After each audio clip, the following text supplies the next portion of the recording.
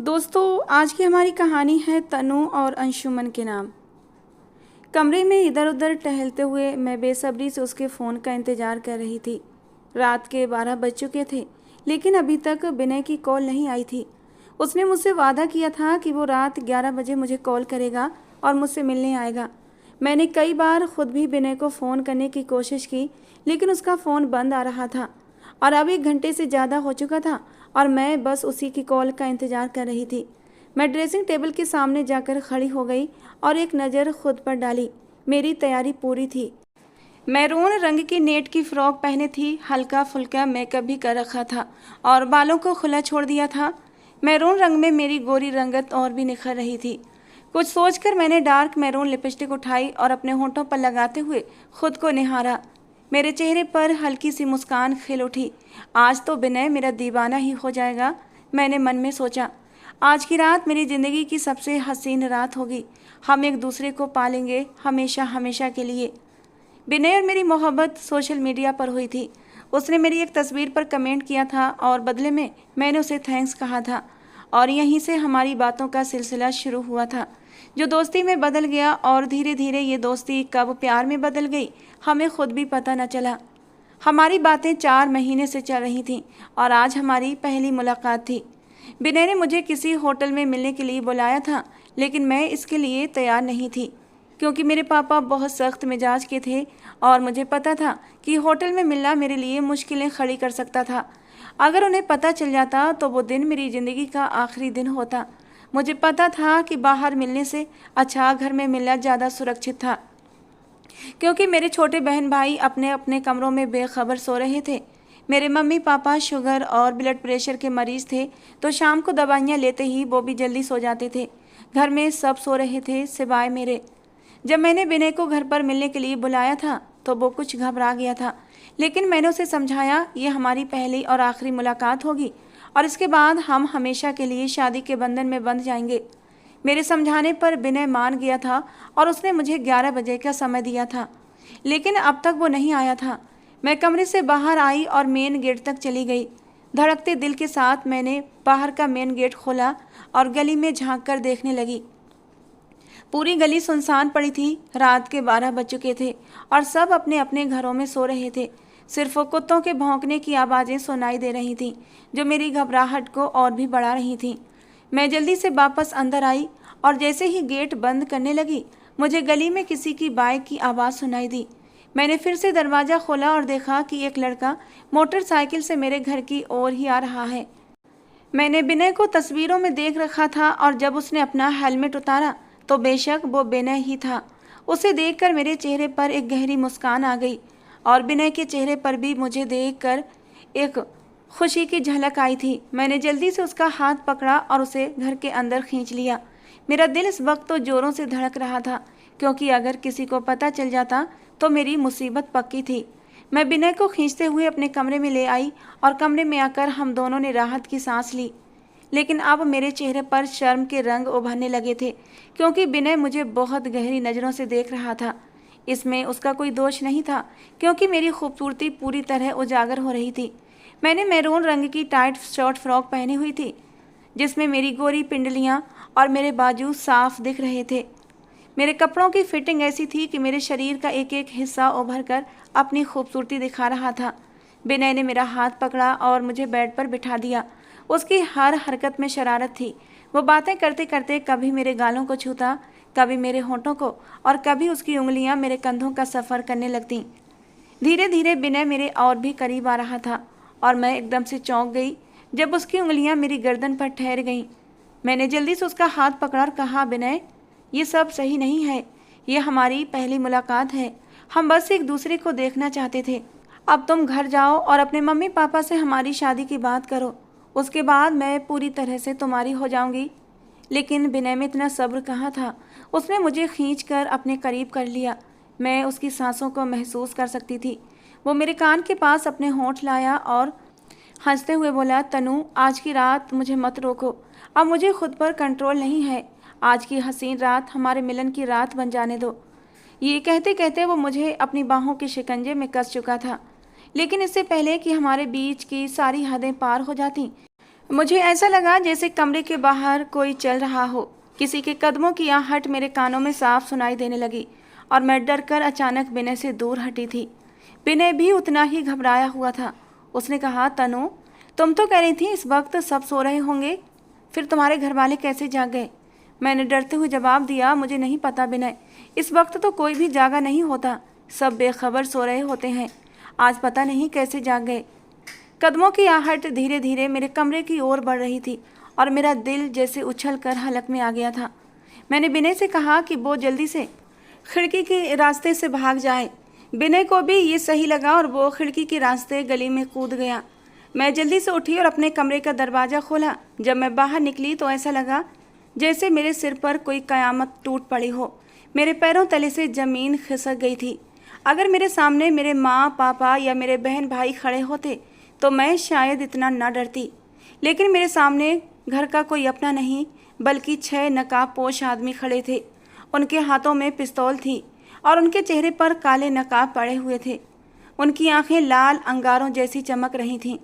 जब मैं विनय को घर के अंदर लेकर आई थी उसके बाद मैं घर का मेन दरवाज़ा अंदर से बंद करना भूल गई थी और इसी बात का फ़ायदा उठाकर वो डाकू घर के अंदर घुस आए थे। मेरा दिल तेज़ी से धड़कने लगा था और गला सूख गया था। मैं चीखना चाहती थी लेकिन आवाज़ जैसे गले में अटक गई थी। मैं वापस अपने कमरे की ओर भागी ताकि दरवाज़ा अंदर से बंद कर सकूं और ख़ुद को सुरक्षित कर सकूं, इन डाकुओं से बचा सकूं। लेकिन उनमें से एक डाकू मुझसे भी तेज निकला। उसने झपट कर मुझे पकड़ लिया और मेरे बाजू को कसकर दबोच लिया। उसकी पिस्तौल मेरी कनपट्टी पर रखी हुई थी। उसने मुझे धमकी दी, अगर आवाज़ निकाली तो अभी के अभी तुम्हारी ज़िंदगी ख़त्म कर दूंगा। मैं पहले ही डर के मारे कांप रही थी और उसकी इस धमकी पर मैं खामोश हो गई। उसने कहा, घर में जितना भी कैश और सोने के जेवर हैं सब मेरे सामने लाकर रख दो, वरना अंजाम बुरा होगा। ये कहकर उसने पिस्तौल मेरी कनपट्टी पर जोर से दबाई थी और मैं तो जैसे चीखते चीखते बची थी। मैंने कांपती आवाज़ में कहा, सारा कैश तो मम्मी पापा के कमरे में है। उसने कहा, तो मम्मी पापा के कमरे में चलो। धीरे धीरे उसने घर के सारे कमरे खुलवा लिए थे। उसके आदमियों ने मेरे घर वालों को बंधक बना लिया था और उन्हें रस्सियों से बांध दिया था। मेरे घर वालों पर तो ये कयामत टूट पड़ी थी। उन्हें कुछ भी समझ नहीं आ रहा था ये सब कैसे हुआ। किसी को यकीन ही नहीं हो रहा था कि डाकू घर के अंदर कैसे आए, क्योंकि हमारे घर में कोई ऐसा रास्ता नहीं था जहाँ से कोई आसानी से आ सके। सिर्फ एक मेन गेट था, वो भी इतना मजबूत कि उसे तोड़ना आसान नहीं था और उस पर 2-2 ताले भी लगे हुए थे। मेरा दिल डर के मारे बुरी तरह काँप रहा था। एक तो मैं डाकू के शिकंजे में थी, दूसरी बात ये कि मुझे इन सब के बाद अपने घर वालों के सवालों का सामना भी करना था, क्योंकि सबसे पहले डाकू के निशाने पर मैं थी और रात के समय मेरी सज धज घर वालों से छिपी नहीं थी। वो डाकू मुझे एक एक कमरे में गन पॉइंट पर लेकर जा रहा था और उसने सारे कैश और जेवरात अपने कब्जे में कर लिए थे। मैंने खुद अलमारियां खोल खोल कर उसे सारे जेवरात और कैश दिए थे। हम कोई गरीब लोग नहीं थे। पापा की मार्केट में कई दुकानें थीं जिनसे अच्छी आमदनी हो जाती थी। घर में पैसा और जेवर काफ़ी था जिसे डाकुओं ने सब लूट लिया था। जब मैं मम्मी पापा के कमरे से निकलने लगी तो डाकू ने मेरे बाजू को पकड़कर एक दूसरी अलमारी की तरफ इशारा किया और कहा, इस अलमारी को भी खोलो। मेरा दिल धक से रह गया क्योंकि ये अलमारी हमेशा ताले में बंद रहती थी। पापा ने मुझे या मम्मी को इसे खोलने की इजाज़त नहीं दी थी। उसमें मेरी दादी का कुछ ख़ास सामान था, कुछ गहने रखे हुए थे जो पापा की माँ की निशानी थे। पापा कहते थे कि ये गहने मेरी माँ की आखिरी निशानी हैं और उनकी आखिरी ख्वाहिश थी कि ये गहने तनु को दिए जाएं और इसलिए पापा ने इसे ताले में बंद करके रख दिए थे। लेकिन अब उस डाकू की नज़र उस अलमारी पर पड़ चुकी थी। मैं उसे रोकने की कोशिश करने लगी कि घर में जितना कैश और जेवर था सब तुमने ले लिया है, इस अलमारी में कुछ भी नहीं है। लेकिन उसने मेरा मुंह दबोच लिया और कहा, अभी के अभी इसे खोलो वरना अंजाम भुगतने को तैयार रहो। मौत का डर सबसे बड़ा डर होता है और मैं मरना नहीं चाहती थी। मैंने अलमारी की चाबी उठाई और कांपते हुए उसे खोल दिया। डाकू ने आगे बढ़कर उसमें रखा एक बॉक्स निकाल लिया जिसमें मेरी दादी की आखिरी निशानी के तौर पर कुछ गहने रखे हुए थे। वो बॉक्स को खोलने लगा जिसमें 4 खूबसूरत मोटे मोटे कंगन रखे हुए थे। वो डाकू उन कंगनों को घुमा फिरा कर गौर से देखने लगा।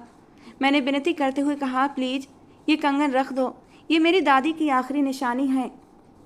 तुम सब कुछ तो ले चुके हो, इन्हें मत ले जाओ। लेकिन तभी बहुत कुछ अजीब होने लगा। डाकू के चेहरे पर पसीना आने लगा, उसके हाथ पैर कांपने लगे। वो अचानक मेरी तरफ पलटा और बोला, अभी के अभी अपना फ़िरौक उतारो। उसकी बात सुनकर मेरा दिल धक से रह गया। पहली बार मुझे अपनी हालत का एहसास हुआ था। मैं जिस मुश्किल में थी उससे बचने का कोई रास्ता दिखाई नहीं दे रहा था। मैं कमरे में अकेली थी और वो एक ख़तरनाक डाकू था। शायद मेरी खूबसूरती उसके सर पर चढ़ चुकी थी। मेरी आंखों से आंसू बहने लगे। मैंने रोते हुए कहा, प्लीज़, तुमने हमारे घर का सारा कीमती सामान ले लिया है, मगर मेरी इज्जत मुझसे मत छीनो, मैं बर्बाद हो जाऊंगी। लेकिन उस पर तो जैसे पागलपन सवार था। उसने मुझे झटके से दीवार की ओर धकेल दिया और मेरा मुंह दीवार से सटा दिया। धीरे धीरे वो मेरे फ़िरौक को खींचने लगा। मेरी आंखों से आंसू रुकने का नाम नहीं ले रहे थे। अपनी एक छोटी सी गलती की वजह से मैं इस खौफनाक स्थिति में पहुंच चुकी थी। मेरी इज्जत खतरे में थी। मैंने बुरी तरह से सकते हुए कहा, प्लीज़ ऐसा मत करो, मैं बर्बाद हो जाऊंगी, मेरे घर वाले बदनाम हो जाएंगे। तुम ये सारा कीमती सामान ले जाओ, अगर तुम कंगन भी चाहते हो तो ले लो, लेकिन मुझे छोड़ दो। मगर वो तो जैसे अपनी ही धुन में था। उसने एक झटके से मेरी फ़िरौक को कंधे से नीचे खींच दिया और अगले ही पल उसके हाथ रुक गए थे। वो ज़ोर ज़ोर से रोने लगा। वो अपने बाल नोचने लगा, कभी अपना सिर हाथों में दबोचता तो कभी ज़ोर ज़ोर से चीखने लगता। मैं उसकी हालत देखकर दंग रह गई थी। आखिर उसे हुआ क्या था? इसी वक्त उसने लूटा हुआ सारा सामान वहीं घर पर छोड़ दिया और अपने आदमियों को भी इशारा कर दिया। उन्होंने भी सारा सामान वहीं छोड़ा और फिर वो सारे डाकू मेरे घर से निकलते चले गए।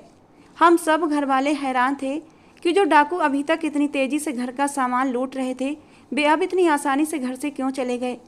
डाकुओं के जाने के बाद घर में एक तूफान से आने से पहले की खामोशी थी। पूरा घर सन्नाटे में डूबा हुआ था।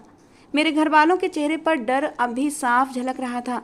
किसी के मुंह से आवाज़ नहीं निकल रही थी, लेकिन सबकी निगाहें मुझ पर जमी हुई थीं। वे मुझसे सवाल करना चाहते थे, लेकिन अभी इस हालत में नहीं थे। थोड़ी देर बाद जब सबके होश ठिकाने आए तो सबसे पहले मेरी माँ आगे बढ़ी। उन्होंने मेरे मुंह पर एक जोरदार थप्पड़ मार दिया और कहने लगीं, तनु, तूने ये क्या किया? तूने हमारी इज्जत मिट्टी में मिला दी। बता, ये डाकू घर के अंदर कैसे आए? और रात किस वक्त तू इतनी सज धज कर किसका इंतजार कर रही थी? बताती क्यों नहीं? मेरी माँ ने मुझे कंधों से पकड़कर झंझोड़ दिया था और मेरी आंखों से आंसू बह रहे थे। मैं अपनी माँ को क्या बताती? अगले ही पल मेरी माँ की नज़र मेरे कपड़ों पर पड़ी, जहाँ डाकू ने मेरी फ़िरौक की जिप पूरी तरह खोल दी थी और फ़िरौक लुढ़क कर मेरे कंधे से नीचे गिर रही थी। अचानक ही मेरी माँ ने अपने मुंह पर हाथ रखा और वो ज़मीन पर बैठती चली गईं। शायद वो कुछ गलत समझ गई थीं। कहने लगीं, तनु, वो डाकू तुझे बर्बाद करके चला गया। ये सब नहीं होना चाहिए था। हम बर्बाद हो गए तनु। मेरे पापा, मेरे भाई बहन भी कमरे में आ चुके थे। मेरी हालत देखकर मेरे पापा ने दुख से मुंह फेर लिया था और मेरा भाई गुस्से में कमरे से निकलता चला गया। मैं सबको रोकना चाहती थी, उन्हें बताना चाहती थी कि मेरे साथ कुछ भी गलत नहीं हुआ है, लेकिन कोई भी मेरी बात सुनना नहीं चाहता था। मेरी माँ ने मेरे मुंह पर एक और जोरदार थप्पड़ मारा और कहने लगी, ये सब तेरी वजह से हुआ है। तूने ही गेट खोला था ना अपने आशिक से मिलने के लिए। मैं बहुत दिनों से तेरी हरकतों पर नज़र रखे हुए थी, लेकिन आज तूने सब कुछ ख़त्म कर दिया। मेरे पापा, मेरा भाई, मेरी बहन सब लोग कमरे से चले गए थे और मैं बेड पर बैठकर सिसक कर रो पड़ी। गलती मेरी ही थी। मुझे इस तरह विनय को घर नहीं बुलाना चाहिए था। लेकिन अगले ही पल विनय का ख्याल छोड़कर मैं उस डाकू के बारे में सोचने लगी। वो हमारे पूरे घर का सामान लौटा चुका था। हालांकि उसकी नीयत मुझ पर ख़राब हो चुकी थी, लेकिन जैसे ही वो मेरे करीब आया, उसने मुझ में ऐसा क्या देखा कि उसकी नीयत बदल गई और वो रोने लगा। मैं ड्रेसिंग टेबल के सामने खड़ी होकर खुद को देखने लगी। जहाँ से उसने मेरा फ़िरौक नीचे हटाया था, वहाँ मैंने अपना हाथ रखा तो मेरा दिल धक से रह गया। मेरे पैरों से जान निकलने लगी। अगर ये सच था तो अब मुझे उससे कोई बचा नहीं सकता था। मेरे मुंह से एक ज़ोरदार चीख निकली थी। मैं ज़ोर ज़ोर से रोने और चिल्लाने लगी। अतीत के वो दर्दनाक पल मेरी आंखों के सामने आने लगे। मैं फिर से उन पलों से नहीं गुजरना चाहती थी।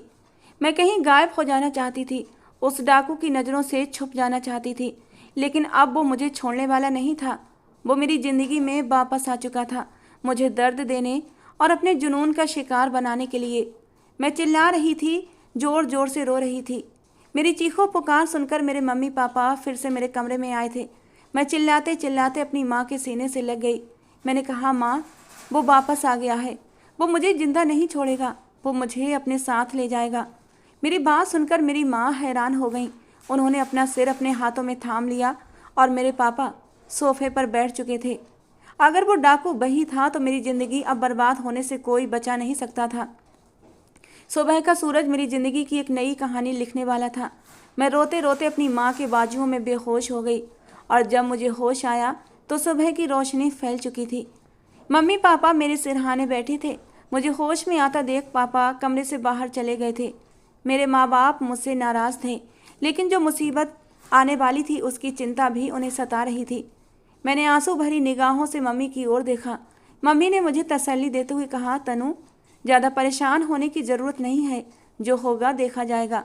तुम्हारे पापा पुलिस में कंप्लेंट करेंगे, वो हमारा कुछ नहीं बिगाड़ सकता। और तनु, गलती तुम्हारी थी, तुमने खुद अपने हाथों से इस मुसीबत को बुलावा दिया है। एक बात सच सच बताओ तनु, तुमने रात को गेट किसके लिए खोला था? मेरी आंखों में आंसू छलक पड़े और मैंने रोते रोते अपनी माँ को सारा सच बता दिया कि मैं विनय से बहुत प्यार करती हूँ। मैं उससे एक मुलाकात करना चाहती थी और उसे बताना चाहती थी कि वो अपने घर वालों के साथ रिश्ता लेकर आए, लेकिन मुझे नहीं पता था कि उसके पीछे वो डाकू भी आ जाएगा। मेरी माँ की आंखों में अफसोस और दुख के भाव उभर आए थे। उन्होंने कहा, तनु, तू अच्छे से जानती है कि तेरे पापा कितने सख्त मिजाज के आदमी हैं। वो कभी तेरे इस तरह के रिश्ते को स्वीकार नहीं करेंगे। फिर भी तुमने रात के अंधेरे में एक लड़के को घर बुला लिया, वो भी एक अनजान लड़के को। भगवान न करे अगर रात के अंधेरे में कुछ गलत हो जाता तो हम कहीं मुंह दिखाने के लायक नहीं रहते। अपनी गलती पर मुझे भी पछतावा हो रहा था। जिस तरह विनय रात को जज्बातों में बह गया था और उस पर जुनून सवार हो गया था, मुझे भी ये लगने लगा था कि अब विनय मानने वाला नहीं है, बस एक पल का खेल था और सब कुछ खत्म हो जाता। अगर मैं बाहर किसी के आने की आहट न सुन लेती तो विनय अपनी सारी हदें पार कर जाता और शायद उस कमज़ोर पल में मैं भी उसकी मोहब्बत के आगे हार कर खुद को खुशी खुशी उसके हवाले कर देती, क्योंकि कुछ पल के लिए मैं भी विनय के मोहब्बत भरे स्पर्श से बहकने लगी थी। मेरी माँ गुस्से से कमरे से उठकर बाहर चली गई थी और मेरा हाथ खुद ब खुद मेरे कंधे पर चला गया था, जहाँ उस डाकू ने मेरी फ़िरौक को हटाया था। मेरे कंधे से थोड़ा नीचे एक ए का निशान बना हुआ था, जो उसने एक नुकीली चीज़ से खुरच खुरच कर बनाया था। जब वो मेरी पीठ पर अपने नाम का ए बना रहा था, मैं चीख रही थी, अंशुमन मत करो, मुझे दर्द हो रहा है, मैं मर जाऊंगी। लेकिन उस पर उस वक्त कोई असर नहीं था। वो कह रहा था, तुम सिर्फ मेरी हो और देखो, आज मैंने अपने नाम का पहला अक्षर भी तुम्हारी पीठ पर लिख दिया है। अब तुम्हें मुझसे कोई अलग नहीं कर सकता। धीरे धीरे मैं अतीत में खोती चली जा रही थी। हम गांव से ताल्लुक़ रखते थे। मेरे पापा बहुत बड़े ज़मींदार थे। मेरे दादा गांव के सरपंच हुआ करते थे, लेकिन उनकी मौत के बाद पापा ने सरपंची की जिम्मेदारी लेने से इनकार कर दिया, क्योंकि उन्हें गांव के झगड़ों और फैसलों में उलझना पसंद नहीं था। पापा ने अपनी ज़मीनों पर ध्यान दिया और वैसे भी हमारे पास काफ़ी संपत्ति थी, जिससे हमारा गुजारा अच्छे से होता था। गाँव में हमारे जैसे रुतबे वाला एक और व्यक्ति था जो पापा का सबसे गहरा दोस्त था। उनका नाम सुनील था। सुनील अंकल भी एक प्रतिष्ठित जमींदार थे। जब पापा ने सरपंच बनने से इनकार किया तो सुनील अंकल को सरपंच बना दिया गया। दोनों दोस्त बहुत प्यार से रहते थे और एक दूसरे के घर आना जाना भी लगा रहता था। सुनील अंकल का बेटा अंशुमन बचपन से ही हमारे घर आता जाता था। वो मुझसे 6 साल बड़ा था। मेरी दादी उसे बहुत प्यार करती थी। उस वक्त मैं अपने माँ बाप की लाडली इकलौती बेटी थी। उस वक्त मेरा भाई और मेरी बहन का जन्म नहीं हुआ था, बल्कि जब मैं 8 साल की हो गई थी तो मेरे दोनों छोटे बहन भाई जुड़वा पैदा हुए थे। खैर, उस वक्त मैं घर पर अकेली हुआ करती थी और दादी को उस वक्त पोते की बहुत इच्छा होती थी। वो मेरे जन्म पर बहुत निराश हुई थी। हालांकि मुझसे मोहब्बत तो करती थी, लेकिन पोते की इच्छा अभी भी उनके दिल में दबी हुई थी, जिसे वो अंशुमन से पूरा करती थी। वो अंशुमन से बहुत प्यार करती थी। जब भी अंशुमन हमारे घर आता, दादी उसे अपने पास बिठाकर कहती, तनु तो मेरे अंशुमन की दुल्हन बनेगी। और ये सुनकर अंशुमन बहुत खुश होता था। दादी ने अपने ख़ानदानी कंगन अंशुमन को दिखाते हुए कहा था, देख अंशुमन, जब तू मेरी तनु को अपनी दुल्हन बनाएगा ना, तो ये कंगन उसे ज़रूर पहनाना। मेरे मरने के बाद भी इन कंगनों को संभाल कर रखना। दादी की ये बात सुनकर अंशुमन खुशी से झूम उठता था और खुशी से चहकते हुए कहता था, दादी, तनु सिर्फ और सिर्फ मेरी है और मैं आपके ये कंगन तनु को ज़रूर पहनाऊंगा जब वो मेरी दुल्हन बनेगी। पापा अक्सर दादी से उलझ जाते थे कि आप अंशुमन को क्यों बढ़ावा देती हैं, वो वैसे भी तनु के लिए बहुत जुनूनी है। अगर आप उसे इस तरह हवा देती रहेंगी तो वो और भी पागल हो जाएगा। अंशुमन शुरू से ही मुझे बहुत पसंद करता था, बल्कि ये कहना गलत ना होगा कि वो मुझे अपनी जागीर समझता था। वो ना मुझे अपनी मर्जी से खेलने देता, ना अपनी मर्जी से दोस्त बनाने देता था। हर वक्त हर समय मुझ पर हुक्म चलाता था। मैं उस समय बहुत छोटी थी और उसके गुस्से से डर जाया करती थी, इसीलिए उसकी सारी बातें मान लेती थी। लेकिन चुपके चुपके मैंने अपने दोस्त भी बनाना शुरू कर दिए थे। एक बार मैंने एक नया दोस्त बना लिया जो मुझसे बहुत प्यार से रहता था। उस समय मेरी उम्र 6 साल थी और अंशुमन की उम्र 12 साल। एक दिन अंशुमन ने मुझे रवि के साथ खेलते देख लिया और उसे इतना गुस्सा आया कि उसने पास पड़े एक बड़े पत्थर से रवि पर वार कर दिया। यह खौफनाक मंजर देखकर मेरी चीखें निकल गई थीं। रवि को अस्पताल ले जाया गया और किसी तरह उसकी जान बच गई थी। लेकिन अंशुमन के इस जुनून ने मेरे घर वालों को डरा दिया था। सुनील अंकल ने भी अंशुमन को सख्त सजा दी थी, लेकिन उसका पागलपन किसी भी तरह से ख़त्म नहीं हो रहा था। वो कहता, तनु सिर्फ और सिर्फ मेरी है। तनु को मेरे अलावा कोई छुए ये मुझे पसंद नहीं है। अगर मेरे अलावा तनु को कोई हाथ लगाएगा तो मैं उसे जान से ख़त्म कर दूंगा। वक्त के साथ साथ अंशुमन का ये पागलपन बढ़ता जा रहा था। मैंने तो अब घर से निकलना ही कम कर दिया था, लेकिन अंशुमन फिर भी मेरे घर आता, मेरे साथ ज़बरदस्ती खेलने की और मुझसे बातें करने की कोशिश करता। मैं हर वक्त डरी सहमी रहती थी, क्योंकि वो बात बात पर जुनून से भर जाता था। एक बार तो मैं उसके साथ खेलने से मना करने लगी तो उसने मेरे मुंह पर एक ज़ोरदार थप्पड़ मारते हुए मुझे बालों से पकड़ लिया और कहने लगा, मेरे साथ खेलो वरना मैं कुछ कर बैठूंगा। मेरा होंठ फट गया था और खून बहने लगा था। मैं बहुत ज़्यादा डरी सहमी रहती थी और उसके ज़बरदस्ती करने पर मैं उसके साथ खेलती थी, उसके साथ बातें करती थी, लेकिन उसकी संगत में मेरा दिल सूखे पत्ते की तरह कांपता रहता था। मैं मम्मी पापा से उसकी शिकायत करती तो मम्मी पापा उसके पापा सुनील अंकल से बात करते और सुनील अंकल अंशुमन को सज़ा देते थे, लेकिन उस पर किसी की बातों का असर नहीं था। धीरे धीरे करके मैं 12 साल की हो चुकी थी और अंशुमन 18 साल का जवान मर्द बन चुका था। उसने खूब कदकाठी निकाली थी। 18 साल में ही वो खूबसूरत नौजवान लगने लगा था, लेकिन मैं अभी भी उससे डरती थी। वक्त गुजरने के साथ साथ अंशुमन का जुनून कम नहीं हुआ था, बल्कि उसका पागलपन मेरे लिए वैसा का वैसा ही था। अंशुमन के मम्मी पापा ने मेरे माँ बाप से बात की थी कि दोनों को रिश्ते की डोर में बांध देते हैं, बच्चे बड़े हो जाएंगे तो दोनों की शादी कर देंगे, क्योंकि अंशुमन तनु के बिना नहीं रह सकता। लेकिन मेरे मम्मी पापा ने साफ मना कर दिया कि हम ऐसे दिमागी मरीज और जुनूनी इंसान के साथ अपनी बेटी की शादी नहीं करेंगे। सुनील अंकल अपनी दोस्ती को ख़राब नहीं करना चाहते थे और पापा की बात को मान गए थे, लेकिन अंशुमन के जुनून और पागलपन को देखते हुए मेरे घर वालों और सुनील अंकल के घर वालों ने फैसला किया कि अंशुमन को दिखाने की खातिर हम तनु का रिश्ता कहीं और कर देते हैं। जैसे ही अंशुमन को लगेगा कि अब तनु किसी और की अमानत है, और इस तरह अंशुमन धीरे धीरे तनु से दूर हो जाएगा। यही सब सोचते हुए मेरे माँ बाप ने मेरा रिश्ता अपने एक शहरी दोस्त के बेटे से तय कर दिया, जो शहर में ही रहकर पढ़ाई कर रहा था। तय ये हुआ था कि जब मैं 20 साल की हो जाऊंगी उसके बाद मेरी शादी होगी, और अभी सिर्फ मंगनी होगी। ये खबर जब अंशुमन को पता लगी तो वो गुस्से से पागल हो गया था। उसने अपने आप को भी नुकसान पहुंचाया था। उसके घर वालों ने उसे कमरे में बंद कर दिया था, लेकिन जब उसने अपने आप को नुकसान पहुंचाया तो मजबूरन उसके घर वालों को उसे खोलना पड़ा था, और मौका देखकर वो सीधा मेरे पास आया था। उस रात उसका जुनून देखकर मैं अंदर से दहल उठी थी।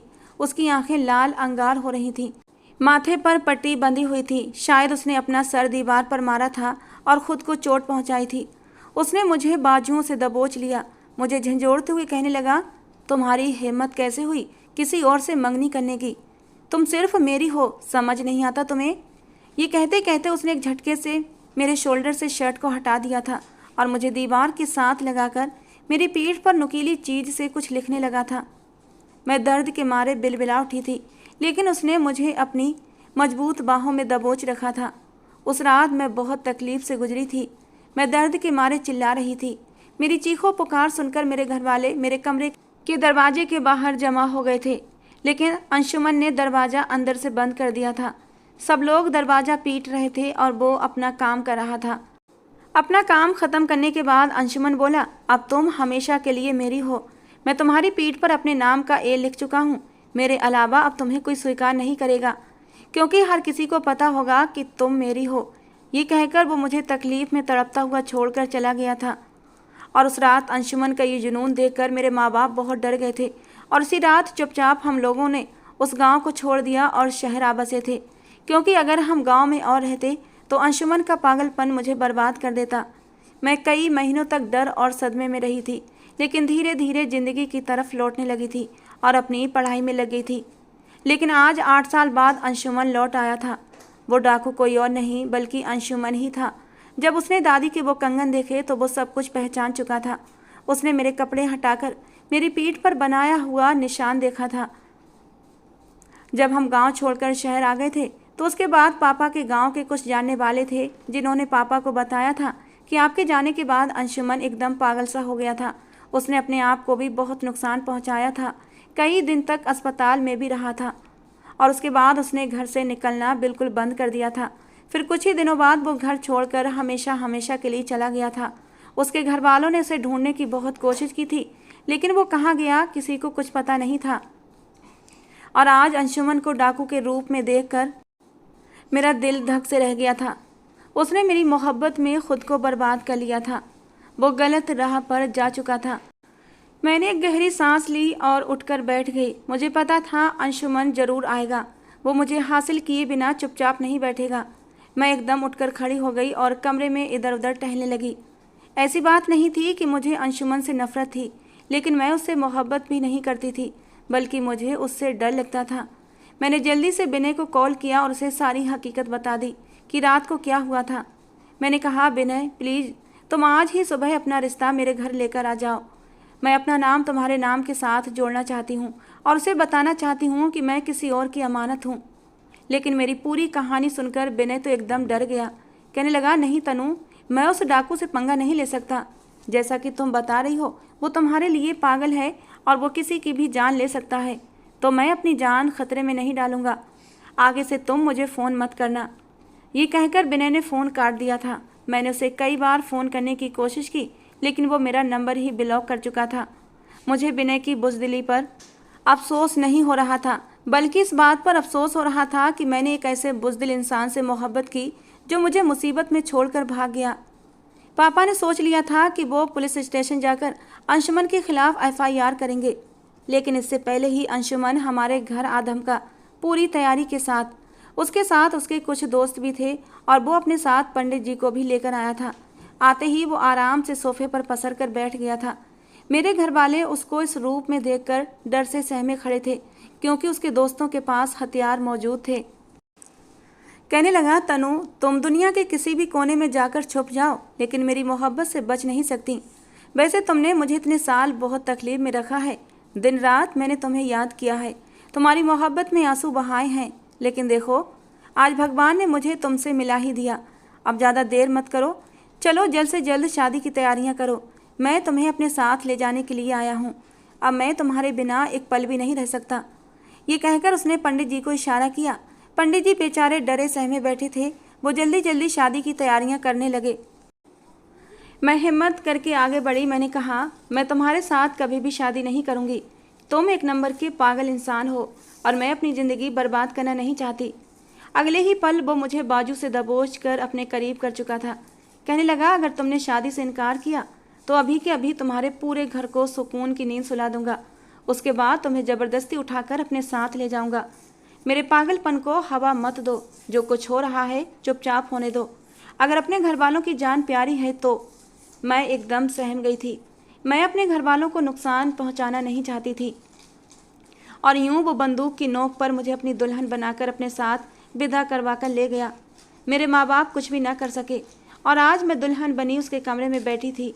मेरा दिल जोरों से धड़क रहा था। जैसे ही कदमों की आहट सुनी, मेरा दिल उछलकर हलक में आ गया था। धीरे धीरे कदमों की आहट मेरे करीब होती जा रही थी और मैं अपने आप में सिमटती जा रही थी। कुछ ही देर में वो दरवाज़ा खोलकर अंदर दाखिल हुआ और मैं डर के मारे बेड से उठकर नीचे फर्श पर खड़ी हो गई थी। मेरे डर को देखकर उसके चेहरे पर एक गहरी मुस्कुराहट आई थी। वो मेरे करीब आया, मुझे कंधों से पकड़कर थोड़ा सा अपने करीब करते हुए कहने लगा, मेरी जान इतना डर क्यों रही हो? आज के बाद तुम्हें कोई भी मैली नज़र से नहीं देखेगा। तुम सिर्फ और सिर्फ मेरी रहोगी। आज के बाद मुझसे कभी दूर जाने की कोशिश मत करना, वरना। उसकी आंखों में जुनून फिर से उतरने लगा था। अगले ही पल उसने मेरा दुपट्टा उतार कर दूर फेंक दिया, अपनी उंगलियों से मेरे होठों को छूने लगा। और उस रात उसके जुनून की हद हो गई थी जब उसने मुझे अपनी मोहब्बत का असल रंग दिखाया था। उसने धीरे धीरे मुझे अपनी बाहों में समेटा था। बहुत ही प्यार से उसने मेरी एक एक ज्वेलरी उतार कर रखी थी। मुझे बाहों में उठाकर बेड पर बिठाया था। वो कहीं से भी जुनूनी और पागल अंशुमन नहीं लग रहा था, बल्कि बहुत ही मोहब्बत करने वाला, बहुत ही मेहरबान नरम दिल इंसान लग रहा था। उसकी आंखों में मेरे लिए मोहब्बत के बेशुमार रंग थे। मुझे पा लेने का नशा उसे मदहोश कर रहा था। मुझे अपने सामने देखकर उसके चेहरे पर जो खुशी के रंग थे वो उसे और भी खूबसूरत बना रहे थे। मैं तो उसका ये रूप देखकर हैरान रह गई थी।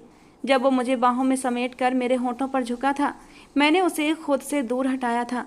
मैंने कहा, प्लीज़ अंशुमन, इतनी जल्दी मेरे करीब मत आओ। जो कुछ भी हुआ है बहुत जल्दबाजी में हुआ है। मुझे इस रिश्ते को स्वीकार करने का थोड़ा सा टाइम दो। लेकिन अंशुमन में इतना सब्र नहीं था। उसने खींच कर मुझे अपने बाजुओं में भर लिया। कहने लगा, तनु, सब्र नहीं होता। पूरे 8 साल मैंने तुम्हारा इंतज़ार किया है। 8 साल भगवान से रो रो कर तुम्हें मांगा है कि मेरी तनु मुझे लौटा दो। और जब भगवान ने तुम्हें मेरी ज़िंदगी में वापस भेज दिया है तो तुमसे दूर नहीं रह सकता। मेरी मोहब्बत को स्वीकार करो तनु। ये कहते कहते उसने मेरे माथे को चूम लिया था। माथे से होते हुए उसके लब मेरे चेहरे को छूने लगे थे और उसकी गर्म सांसों का एहसास मुझे होने लगा था। मैं उसे खुद से दूर झटक देना चाहती थी, उसकी मजबूत बाहों से निकल जाना चाहती थी, लेकिन मैं ऐसा नहीं कर पाई। मुझे डर था अगर मैंने गुस्सा दिखाया तो उसका जुनून और पागलपन कहीं फिर से न बढ़ जाए। इसलिए चुपचाप मैंने खुद को उसके हवाले कर दिया था। धीरे धीरे वो मुझ पर अपनी चाहतें लुटाने लगा था। उसकी चाहतों में मैं भी भीग जाना चाहती थी, उसकी संगत को महसूस करना चाहती थी, लेकिन मैं ऐसा नहीं कर पा रही थी। हालांकि उस रात उसने मुझे बिल्कुल भी तकलीफ़ नहीं पहुंचाई थी। उसने मुझसे बहुत ही प्यार से पेश आया था। मुझे ऐसे छुआ था जैसे मैं कोई नाजुक फूल हूँ। थोड़ी देर बाद वो मुझे अपनी बाहों में लिए सो चुका था, लेकिन मेरी आंखों में नींद नहीं थी। एक ही रात में मेरी ज़िंदगी कहाँ से कहाँ पहुँच चुकी थी। विनय से मोहब्बत, विनय से मुलाकात और फिर विनय का धोखा। सब कुछ इतनी जल्दी हुआ था कि मुझे पता ही नहीं चला। फिर अंशुमन का मेरी ज़िंदगी में आना, हमेशा के लिए मुझे अपना बना लेना और अब मेरे तन पर कब्जा कर लेना, ये सब कुछ इतना आसान नहीं था। मैं इन सारी स्थितियों को इतनी जल्दी स्वीकार करने की हालत में नहीं थी, लेकिन जो हो चुका था वो भी सच्चाई थी और मैं उसे मुंह मोड़ नहीं सकती थी। सुबह 4 बजे के करीब जैसे तैसे मुझे नींद आई थी। मेरी आँख किसी के स्पर्श से खुली। वो मेरे बेहद करीब था। उसकी उंगलियाँ मेरे पेट पर रेंग रही थीं और उसकी आंखों में वही रात वाली मदहोशी थी। जब मैंने उसे देखा तो एकदम उससे दूर हटने की कोशिश की तो उसने मुझे खींचकर अपनी बाहों में समेट लिया। कहने लगा, तनु, मुझसे दूर मत रहो, मेरे करीब आओ। जब भी तुम मुझसे दूर जाती हो तो मेरा दिल धड़कने लगता है कि कहीं तुम मुझे छोड़कर हमेशा के लिए न चली जाओ। उसकी आंखों में फिर से जुनून भरने लगा था। उसने मुझे खींचकर अपने करीब किया और मुझे महसूस करने लगा। थोड़ी ही देर बाद कमरे के दरवाजे पर दस्तक हुई तो मैं उससे दूर हट गई। उसने दरवाज़ा खोला तो सामने एक नौकरानी खड़ी थी। वो नौकरानी कहने लगी, साहब जी, आपसे मिलने आपके दोस्त आए हैं। नौकरानी चली गई और वो बाथरूम में चला गया। नहाकर जब बाहर आया तो मुझसे कहने लगा, तुम भी फ्रेश हो जाओ। वो इस वक्त बेहद हसीन लग रहा था। खूबसूरत तो वो पहले भी था, लेकिन इन 8 सालों में उसने और भी रंग रूप और बॉडी बना रखी थी। उसे देखकर एक पल के लिए मेरा दिल धड़क उठा था। रात वाले पल याद आते ही मेरे चेहरे पर शर्म के रंग बिखर गए थे। अगर अंशुमन में पागलपन न होता तो वो मेरे दिल का शहजादा हो सकता था, लेकिन मैं उससे डरती थी, उसके पागलपन से डरती थी। इसीलिए मैं उसके करीब जाना नहीं चाहती थी और उससे दूर भागती थी। मुझे यूँ चुपचाप बैठा देखकर वो मेरे करीब आया और कहने लगा, क्या बात है, क्या फ्रेश होने का इरादा नहीं है? अगर नहीं है तो हम दोबारा से प्यार के रंगों में डूब कर खुद को रंगीन कर लेते हैं, फिर एक साथ ही फ्रेश हो जाते हैं। बताओ क्या ख्याल है? ये कहते कहते उसने मेरे गालों पर चुटकी काटी। मैं उसका मतलब समझकर जल्दी से बेड से खड़ी हो गई और बाथरूम में घुस गई। पीछे से उसकी खिलखिलाती हंसी मेरे कानों में गूंज रही थी। मैं फ्रेश होकर बाहर आई तब तक अंशुमन ड्राइंग रूम में जा चुका था। मैं तैयार होकर कमरे से बाहर निकल आई। ये एक खूबसूरत सा फ्लैट था जिसमें सुख सुविधा की हर चीज़ मौजूद थी। जब मैं ड्राइंग रूम के पास से गुजरी तो मुझे अंशुमन के दोस्तों की आवाज़ सुनाई दी। वे अंशुमन से कह रहे थे कि आज रात एक ज्वेलर्स के घर पर डाका डालना है। वे डकैती के लिए पूरी प्लानिंग कर रहे थे। मेरा दिल दुख से भर गया। अंशुमन गलत कामों में पड़ चुका था। मैं चुपचाप कमरे में आकर बैठ गई। थोड़ी देर बाद अंशुमन कमरे में आया। उसके हाथों में नाश्ते की प्लेट थी। उसने मेरे सामने रखते हुए कहा, आज हम दोनों एक साथ नाश्ता करेंगे। तुम्हें पता है तनु, इससे पहले मैं अकेले ही नाश्ता करता था। उस वक्त मैं ख्यालों में तुम्हें ही सोचता था कि एक दिन ऐसा ज़रूर आएगा जब मैं अपने तनु के साथ बैठकर नाश्ता करूंगा। और देखो, वो दिन मेरी ज़िंदगी में आ गया है। मैंने अंशुमन की तरफ देखा। उसके चेहरे पर एक प्यारी सी मुस्कान थी जिसने मुझे कुछ बोलने की हिम्मत दी। मैंने कहा, अंशुमन, ये गलत काम छोड़ दो। ये चोरी डकैती ये गलत काम है, इन्हें मत करो। वो मेरी तरफ देखकर मुस्कुरा और बोला, तनु, मेरे काम को गलत मत कहो। मेरा काम गलत नहीं है। मैं तो उन लोगों से माल लूटता हूँ जो गरीबों का पेट काट कर उनकी मजबूरी का फ़ायदा उठाते हैं और अपनी तिजोरियाँ भरते हैं। मैं गरीब लोगों को परेशान नहीं करता, बल्कि अमीर लोगों से लूट कर गरीबों की मदद करता हूँ। मैं हैरानी से अंशुमन को देख रही थी। मैंने कहा, अगर ऐसा है तो तुम मेरे घर चोरी करने क्यों घुसे थे? मेरी बात पर उसने मेरे गाल पर हाथ रखकर हल्के से थपथपाते हुए कहा, मेरी तनु बहुत मासूम है। क्या तुम्हें नहीं पता तुम्हारे पापा क्या करते हैं? कभी तुमने सोचा है कि तुम्हारे पापा की केवल एक कपड़े की दुकान है, बाकी सारी दुकानें उन्होंने किराए पर उठा रखी हैं। छोटे मोटे दुकानदार अपने सामान उन दुकानों में रखकर अपनी ज़िंदगी का गुजारा करते हैं। लेकिन अगर किसी महीने भी किराए का भुगतान न कर पाए तो तुम्हारे पापा उनसे 4 गुना किराया वसूल करते हैं और ना देने की सूरत में उनकी दुकान से सामान ज़बरदस्ती उठा लेते हैं। ये उन गरीबों पर अत्याचार है।